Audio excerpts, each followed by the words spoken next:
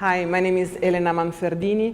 I am the Graduate Chair of SCI-Arc, and I'm here with Michelle Addington. She's one of our esteemed guests for these 3 days of reviews in the school. As you know, we're here talking about thesis, so that's what Michelle and I will be talking about. And I wanted to ask her what, in her opinion, is representing a thesis in a school of architecture. I think there's multiple levels to understanding what a thesis is, but the one sort of eternal or enduring aspect always of the thesis has to do with its question. What is its foundational question? And of course, what we look for within a thesis then is not sort of from that question, what are the different ways that someone, tests that? What are the methods for examining that? What are the sort of the different results that can emerge from that? So many different ways that that can happen in a thesis. One of always my concerns with thesis is when the question and the response, and whether the response is a building project, whether it's a conceptual video, whether it's a video, whether it is a, thank you, whether it is a series, whether it's a demo, whether it's a product like for example, a particular type of tile that might emerge from that all of those things are viable products, but I want to know how it goes from the question to the thing that we see at the end, the result that we see it in. And I want to see a really critical set of methods that go along with it. So not just something that I started with this, I'm interested, this is what I like, and at the end, I want to see criticality as it goes through.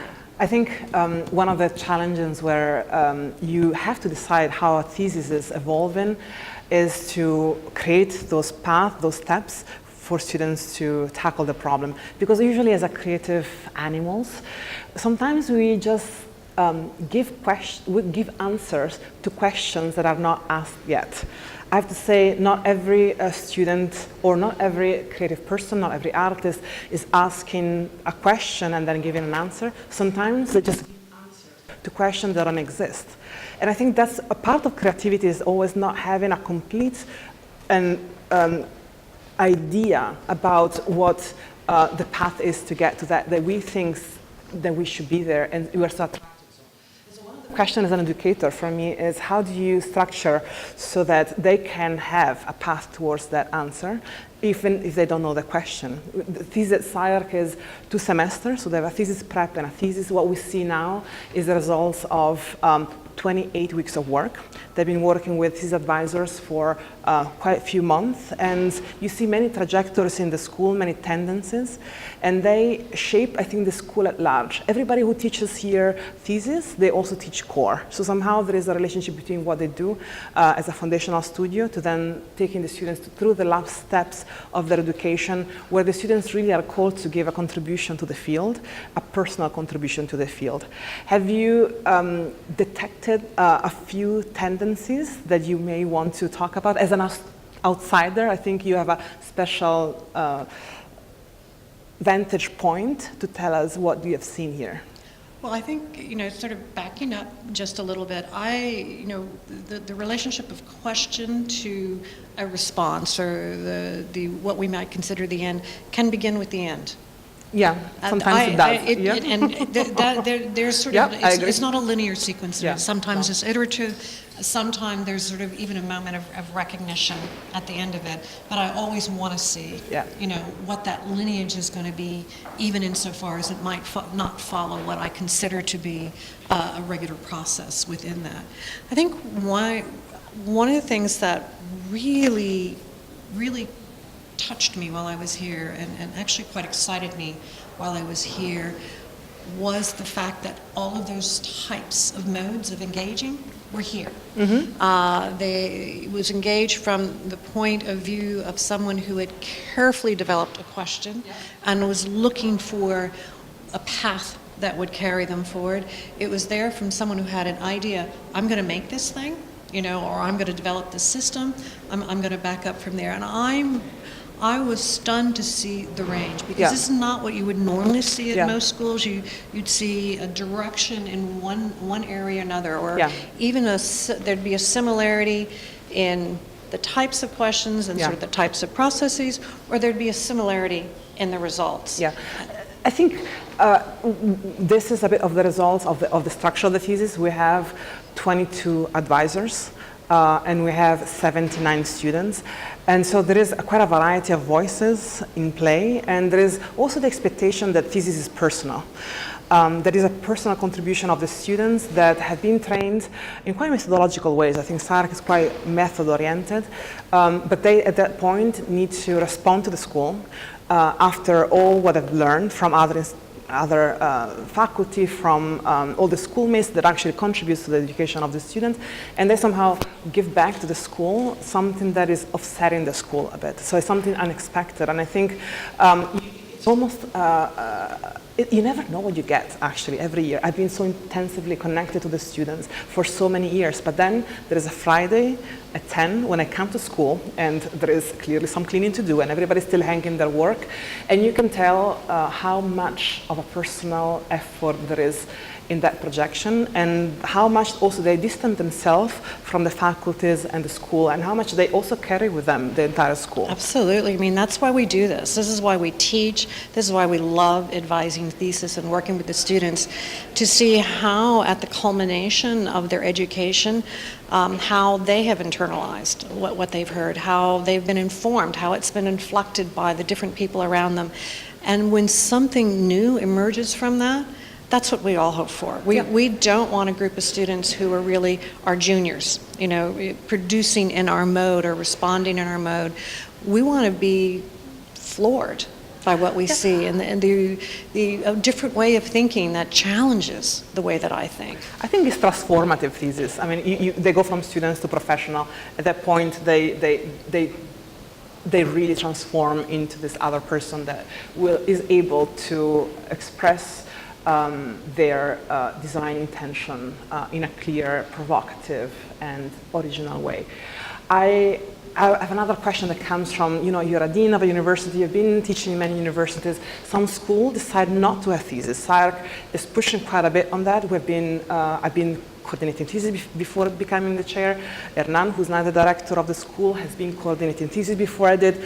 We have a true belief that thesis is a part of the education of the students, and we enjoy this communal moment where we call everybody from the country to come here, from every part of the country to come here to talk about this. But many schools decide not to have thesis.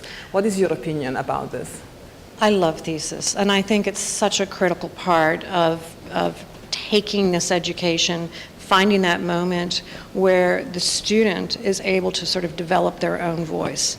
It's also one of the very few opportunities they have to understand which questions they want to deal with, to understand which types of sort of means or instrumental means in terms of the different tools and operations they carry forward. They're finding their way through these things. And so for many of the students who might be going straight into practice, where they're not going to have those opportunities, they're not going to be able to know what's there, what's that thread, what's that concept, what's the seed that's there that I can really develop. It's not as likely to happen if they go from their set of studios straight into practice in that. It's very common to have thesis in undergraduate. It's a combination of your undergraduate, not the common combination of the master. Absolutely. And so that's a bit what is happening here. I think that we decided that actually that is an important, not only pedagogical moment, but truly is a way for this individual, which are quite mature, to be able to contribute back to the discipline.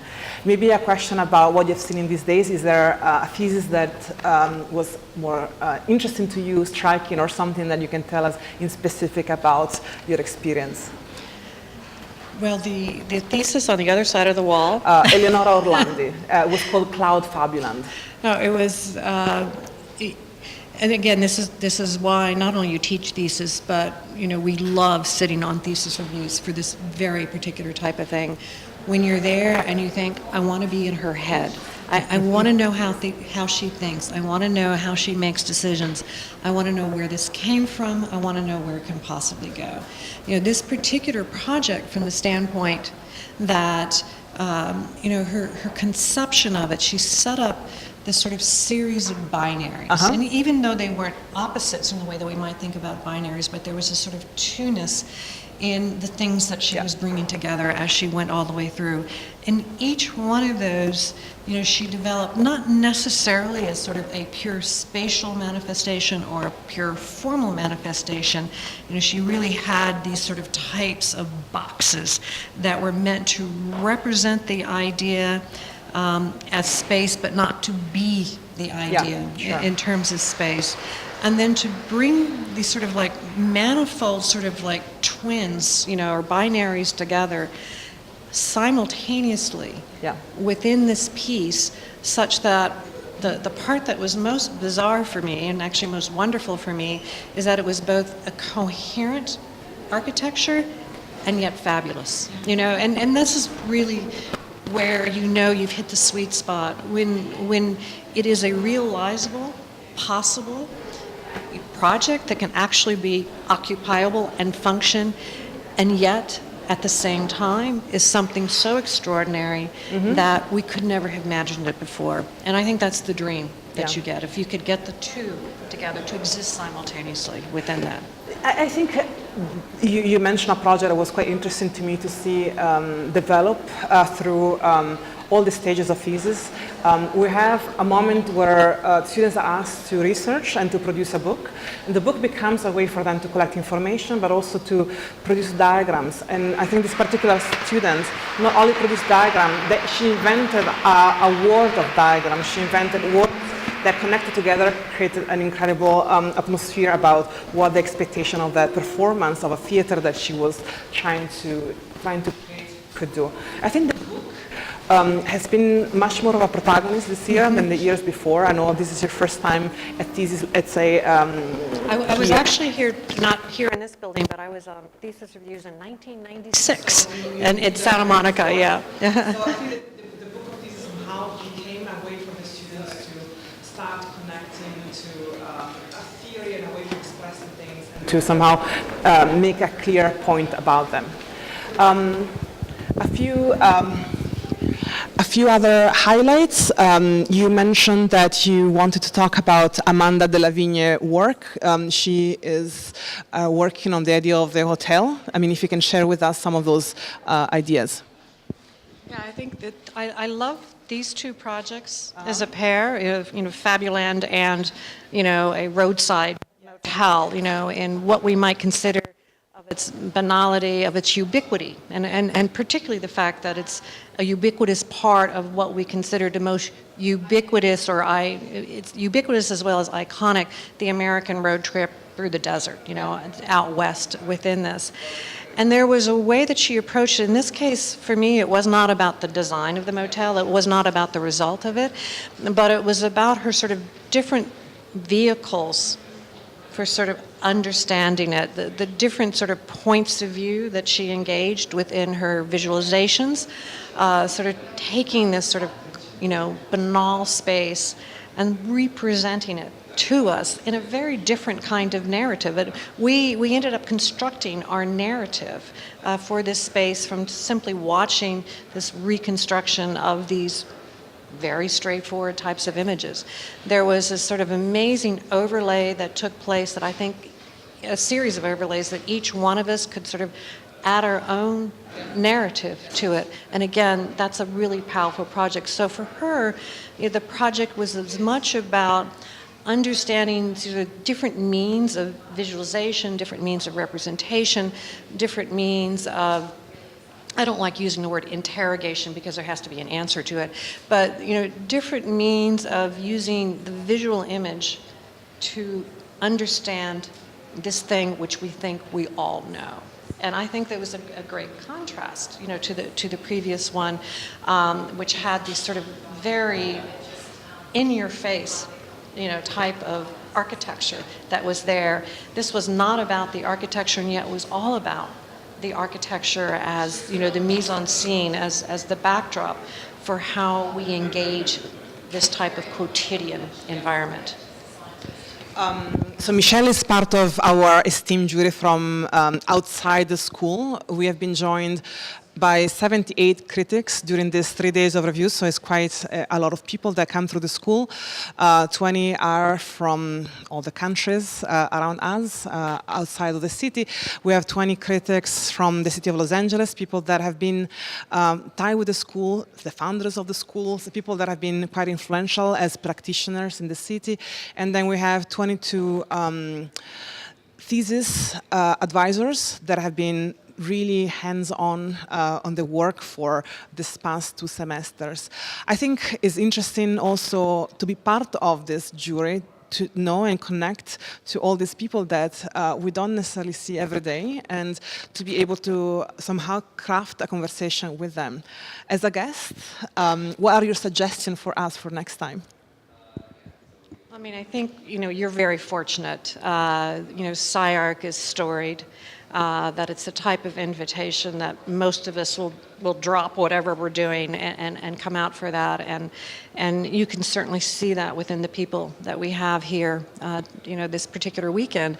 I spent 25 years in the Ivy League, and we have a kind of a cabal. It's a very New York-centric, Ivy-centric group of people. And I was at the point where, and I'm just trying to think when it was when I realized that every person I sat on a jury with, I'd sat on maybe 4 or 5 juries with them over the time. And almost never did I meet anyone new within that. And you began to feel as though you were just always talking to yourselves and sort of and being reflected back. What you were saying was being reflected back because you knew those individuals so well. They'd even cue you, like, we know you want to talk about this, or something like that. And so for me, being in an environment where there's a really rich mix of individuals, again, coming from throughout the world, also of all different sort of ages and backgrounds, I think it's really critical to have for a jury, and I really applaud that combination. There are a lot of people on a jury, and so sort of understanding the right dynamic in terms of the jury curation, the number on the jury, and the ability to actually really engage with the student, that's not always an easy task. We want to thank you for being a sport in these 3 days to be here with us, and everybody that has been here at SCI-Arc. Has been incredible, the work that the students have done. They put out all they had. They went out completely for all of you jurors to really share their hopes and their designs and their talents and their future with us. So thank you for all this amazing feedback. We have an incredible mental capital, both from the jurors and from the part of the students.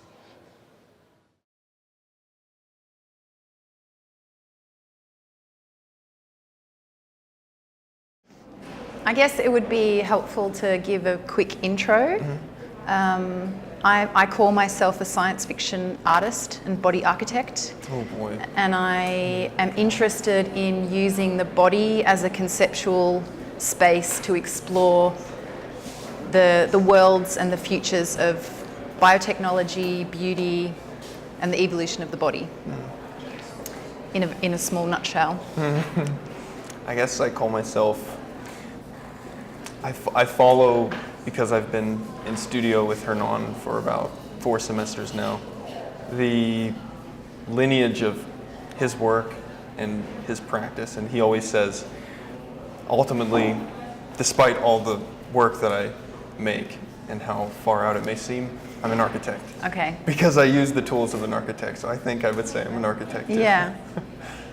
I'm not so concerned about labels, which is why I created the term body architect, because there's no point of reference, and it means that I can be open to make a film, make an installation, work in architecture, work with the scientists. So, and if you think about the context of the 4th Industrial Revolution that promises a future of combinations, where we'll see no difference between what is physical, biological, or digital, then the sense of coming from the point of view of a hybrid is so relevant right now, and probably has always been, but I think as a label, that's what is I'm most drawn to. Can you, I've actually never heard that phrase before. What is the fourth industrial revolution?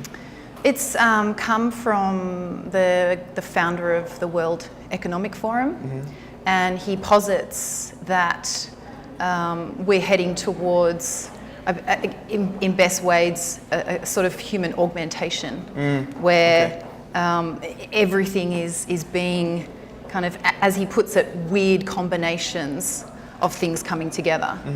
And I have a background in classical ballet, wearable technology, interior design, product design, and 15 years ago I always felt that not specialising was a real wooden leg. I always felt like I was at a disadvantage because I wasn't an architect, or I didn't know who I was.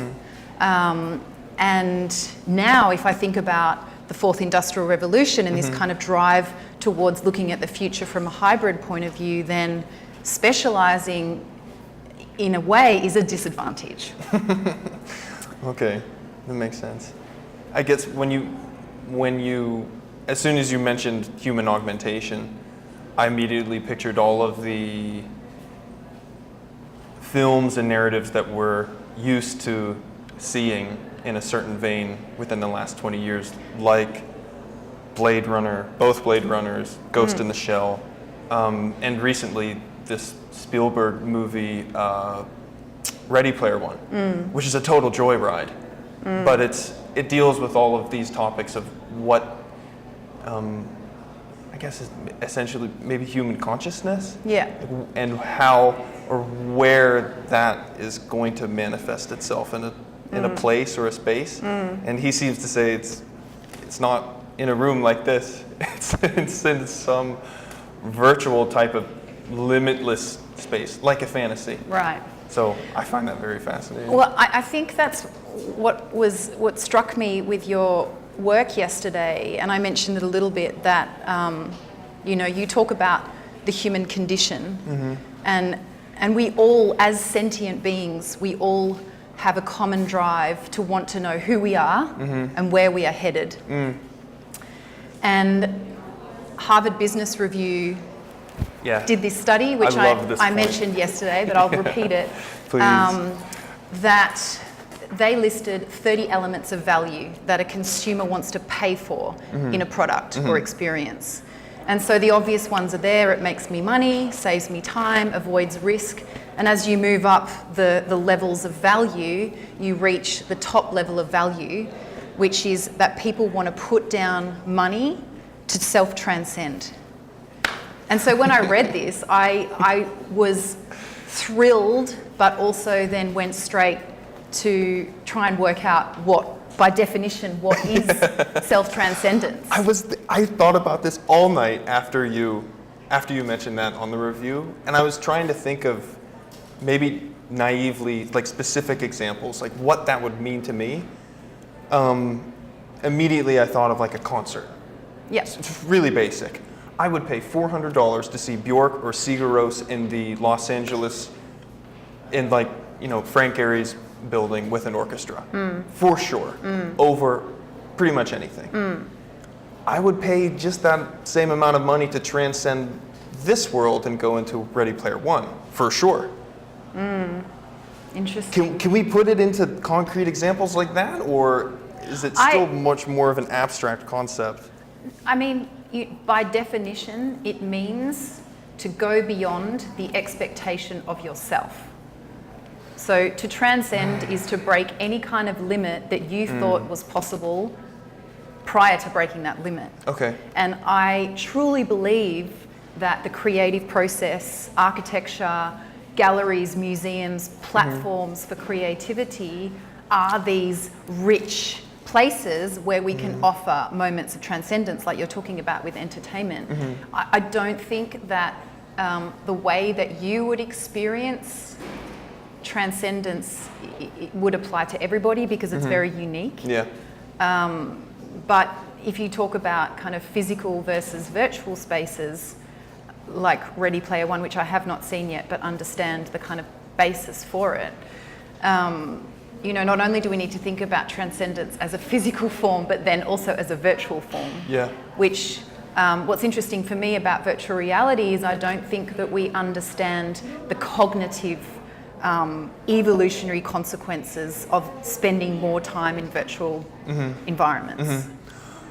Yeah. I mean, there's I hope that this is connected, but doesn't matter if it's not. There's an amazing science of addiction now, which is being released and published. And gaming addiction is like a real thing. It's a documented mental illness classified by whoever is in charge of creating these things. And I find it very, very fascinating, like what would draw someone to, or what type of person would be drawn to engage in a virtual world over everything else. Like speaking as someone who, like, I'm 30 almost, so I went through, when I was a teenager or a preteen, video games and online platforms like World of Warcraft and MMOs and these very immersive video games were just coming out. And so many people latched onto those things. And we definitely would have rather inhabited those places than anything. And what is it there for us that makes us want to occupy that space is really, really interesting to me. And the more those spaces become available, I wonder how we will view our own, I'm not even sure what to say. I wonder how we'll start to view our own minds in those kind of places. I wonder, like, if we'll find out something that we, like, what do we really desire from our experiences? What makes it so compelling to be in those spaces? That goes back to the common drive for everyone to want to know who we are and where we're headed. Like that is, maybe that's like a wired, innate human nature capacity. But if you talk about addiction and you talk about this kind of wave of new gaming, then is it that we are addicted to things that are not known to us, and that this lust or this thirst for uncertainty is super attractive? Yeah. And then becomes addictive. But the potential that we open ourselves up to is once we know it, then are we going to want something that's even more immersive and even more deep? And if you think about that in terms of, I've been working in the area of perfection, and that sort of drawing a very big conclusion that science and technology are pushing the edges of everything, specifically in genetic engineering, to the point where we're trying to, or this world is trying to create perfection. But actually, perfection isn't real. Right. And once you think that you've achieved it, then you want to climb even higher mountain, or you know, because you come back down and then your brain is like, well, I want to go back up there. Yeah. Well, it's funny because a new student of yours and I were talking about your studio brief. And I think she mentioned this drive for perfection. And we had this debate, what, as we are culturally and conditioned to find a certain form beautiful, what would a world be in which everyone looks the same? What would a world, how would we define beauty if everyone was as beautiful as possible? Hellishly boring. It would be boring. Like it would be the rebellion of the ugly, and people would be implanting things under their skin to look. By the way, the ultimate perfect face is measured by a thing called the Macquard mask, which was invented by a Hollywood plastic surgeon. And if you apply it to your face, then you look like a young, uncanny valley alien. Okay. And everybody looks the same. And, it could be possible that we may reach a time when this idea of a monoaesthetic where everybody looks the same may happen. And that's why it's so important, the work that you're doing, the work that's happening at SCI-Arc and on the biggest scale, is that we ask the right questions and we pose these concepts in your work about sacred spaces and ritual and spirituality and religion through the lens of architecture to begin to understand the world we might end up in or the culture we might exist in if artificial intelligence, algorithms, mathematical equations get it wrong. Oh boy. But if we wait too long, then we're so far down the kind of wormhole that we can't go back. And I don't think that will happen because there's people like you and everybody are asking these questions now. I have a reference on this perfection topic, or this where the algorithm, if the algorithms were taking everything to some sort of perfection, where this would lead.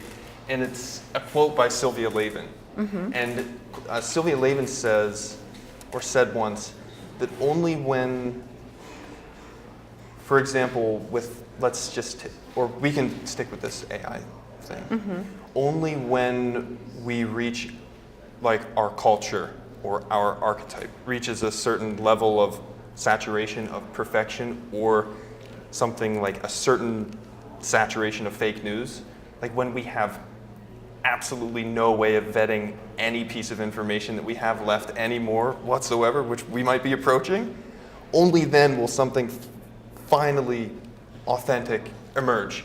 But you need to saturate everything with like AI would need to saturate everything with what it thinks is perfection before something finally real can emerge from it. Well, isn't that like, things have to get really dark and really bad in your life as a human, in a relationship, in love, at work, in a collaboration before you hit rock bottom, and then at the bottom is this tiny golden chestnut that can take you into a completely different trajectory. And I know we're finishing, but I just wanted to talk about this idea of, by going really, really far ahead to the point where you think about the kind of worst possible scenarios, for me, that's really important because that's when you find new kind of byproducts or new understandings of what potentially could happen. Okay. The thing that gets scary is when science is doing that and we're kind of editing embryos, removing and replacing faulty DNA. So, there's a very, very fine line, which is blurry and fuzzy and brings us back to the fourth industrial revolution where it is, hybrid and slippy and yeah. But this is why your work, you in particular, and the work of Liam and some of the other people here is so important. It's our job as architects, as filmmakers, as scientists, or like you said, a hybrid of all of these things and more, tennis players, to imagine these possible futures, which is exactly what fiction should do. Yeah. Fiction is always, Blade Runner is always a way of critiquing the present by looking into the future, exaggerating the future. Yeah. So that's what we need to do. Ask the right questions. Thank you.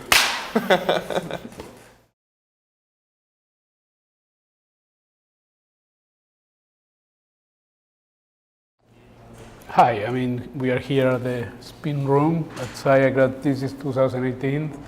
I'm here with Mark Wigley, Hernan, Diaz, Alonso. And we've been told that the topic is to talk SCI-Arc in general. In general, whatever that means. But maybe to make it more manageable, maybe we're going to start from where we are in this weekend. We'll start with thesis, which is the end of the grad school year under work, and I would like to hear what are your thoughts as a gifted educator and somebody with a trajectory in education, and also as a former dean who has been in the trenches in the same kind of territory that I find myself these days.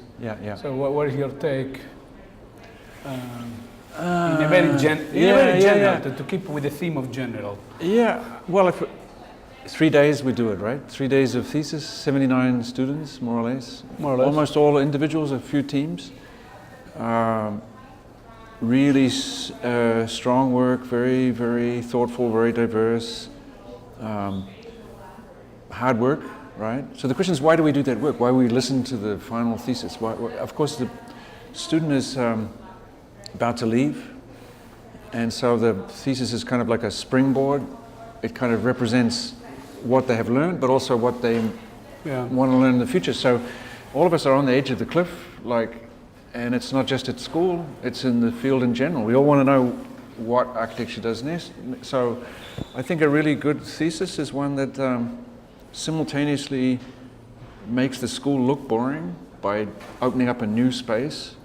And then, of course, the school gets to claim credit for having produced a student who identifies the weakness. And I think a lot of the projects that we saw had exactly this quality, which is incredibly refreshing. It's sort of like, okay, what if architecture did this? And that could be a mistake. In fact, making mistakes is super, super important. And maybe there were many mistakes that we saw, but not so dominant. So I would say, a thesis is take a position.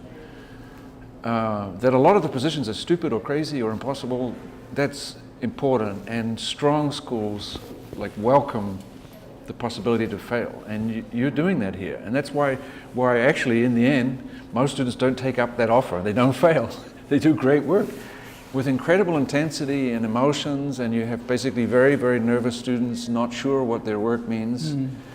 But maybe the jury that looks a bit older and looks a bit confident and talks too much, they're not sure either. None of us in architecture are sure. And why do we love being in architecture? Because we're never sure. Right? I always think, and to me, is just to give a little bit background history on the issue of thesis, and in a strange way, this is maybe 3, 5, I don't know, this is 12, 13 years ago. Probably the beginning of my career as somebody in leadership in academic institutions started with thesis coordination. Yeah. And it started by my aggressive opposition to thesis. I remember saying to Eric Moss, who was the director at the time, why we do thesis? Every other major school in the world has got rid of it. Yeah. It's a waste of time, it's impossible. Yeah. Individuality, the celebration of that is the wrong way to go, blah, blah, blah, blah, blah. He said, oh, okay, you think thesis is so bad, go and fix it. You're in charge of it. Which is, at the time, it was, and still is very much Eric's ability of kind of almost working by friction. Yeah. And then I come around and I realize how important this is. I would not say thesis as a general concept will be important for every school, right, but it's important and crucial for the nature of SCI-Arc. And to me, I always think if thesis at its best should be the beginning of somebody's career, not the end of their student career. Yeah, I agree. And history has some precedents of that. Yeah. And to me, it's one of the most fascinating things. I like sports a lot, like you do. So I always think thesis is a little bit like the draft. Mm-hmm. You know, you have all this new generation of architects coming into the professional world, and you try to figure it out who's going to make it. Yeah. So there is the individual who is number one in the draft, but not necessarily becomes a superstar player, and there is somebody who was undrafted or drafted in the 6th round. Yeah. That you didn't see it coming, and then becomes a superstar. So there is something really interesting about that idea of this transition from. Yeah. And one could argue, and again, if we get esoteric with the word, so you can argue that if you're a true, real committed architect, you're always a student in a way. But to me, I always find that interesting, this notion that the giving and take. Like I think. In undergrad, or in this case grad, you're here for 5 years or 3.5 or 2.5, and we gave you something over a period amount of time, and now it's your time to give us something back. Okay, before you go, before you leave home, a last gift. Yeah. Tell us what you think about the school. Yeah. Tell us what you learned. Tell us what we are good at it and we are bad at it. Yeah. So I think also thesis is an incredibly selfish act on part of the institution. I don't think it's just a service to the students. I think it's a crucial seismographer for where we are. So anyway, since the topic is SCI-Arc in general, and I would like to expand it and go beyond the walls of SCI-Arc and to really talk more about architecture education in general and what are the roles of a school. I always say that to me architecture education, architecture as a discipline is a collective construction, and we are very aware and we are very protective of what is the role of SCI-Arc in that collective construction. Right. So we try to stay course in what we think is the role that we assign ourselves and we were assigned. But to me, one of the most fascinating things, and I think this can be said at any time in history, but this seems like a fantastic time to be an architect, because what I like to think about SCI-Arc, and I would like that this becomes like a movement in multiple schools, is I think we need to start leaving behind that we are schools of architecture, and we need to become a school of architectural thinking. I think I can jump in on that. Of course, they could be finally the same thing. In other words, it could be architecture, when it's really architecture, is a form of thinking. It's a cultural production at the end. Yeah, and I think that these two things you talk about, they are linked, right? The thesis begins in architecture schools with the very first architecture school in the university, MIT, the middle of the 19th century. You have a thesis in an architecture school to demonstrate that we belong in the intellectual community. The sign that we are intellectuals is you have a thesis that you can take a position. So the thesis is what kind of binds us into the system of education, but also says that the architect is a kind of intellectual. But I think the reason that the architect exists as a profession is the thought that architecture has ideas. So thesis is both a word for that last statement a student makes on the way out of a school, but probably what we mean by architecture is buildings that have a thesis. Like architecture is a building that talks, that has a point of view. Architecture is articulate building, right? So for an architect, we think buildings can speak about our society and our situation and our conditions, like painting, like movies, like novels, like tweets, like everything else. But there's an interesting side to that, which is most people don't agree with us. Like, most of the world doesn't think that buildings can talk. So we're like children who think that trains talk and that their dolls talk and so on. So we actually talk to buildings. Human beings don't, right? So we think that buildings are alive, that they're full of mystery. We think a simple room is full of mystery. Most people think it's a simple room. Most people think that a toilet, a bathroom, is for peeing and shitting. Architects think bathrooms are statements about the nature of modernity, which is why architects can walk into a bathroom, check everything out, and leave without knowing what goes on. And we could summarize this. An architect is simply somebody who doesn't know what a building is. Everybody else knows what a building is. For us, building is like a question mark. What is a building? So instead of a school of architecture being a place where we teach the students what a building is, it's a place where we say, hey, you don't know what a building is, but we don't either. Can we talk about that together? And can we dream about what buildings can be? So this gets back to exactly the point you made. The very best architects, the ones that are our teachers, are the ones that still think architecture is a question mark, right? And raise those questions. But just to summarize very, very quickly, there are more or less 1 million architecture students in the world at any one time. And there's, in the United States, about 120 schools of architecture. Of those 120 schools, there may be 2 or 3 that consider themselves laboratories for the possible future of architecture, and this is one of them. The other, 99.99%, are determined to tell their students that they know what architecture is and they know what building is, but nobody gives a shit about that. Nobody would hire an architect if architects knew what they were doing. You hire an architect when you don't know what to do. It's the one moment where they reach out for us. So I think the best schools keep that spirit of the thesis going, and the best students. I love your metaphor of the draft, especially the fact that we never know which because if we don't know what a building is, how can we possibly know which person is going to tell us more about a building in the future? To build on related to what you were saying is, some student who is doing this collection of videos asking architects and educators from all over the world what architecture is, which is, and I borrowed one from a dear friend of mine who died, unfortunately, not that long ago, Rafael Iglesias from Argentina, fantastic architect and fantastic character. And actually, he didn't say, somebody else said about him. He was my favorite architect in Argentina. And they said, you know what Rafael Iglesias architecture is? architecture is a genius solution to a non-existing problem. And he said it as an insult. And I thought, this is fantastic. This is the best definition I can come with architecture. I've been using that all the time. And I really think, at least in SCI-Arc, we take that to heart. That we really need to, it's almost like keep thinking and thinking and thinking a genius solution to a really problem that nobody knows what is the problem.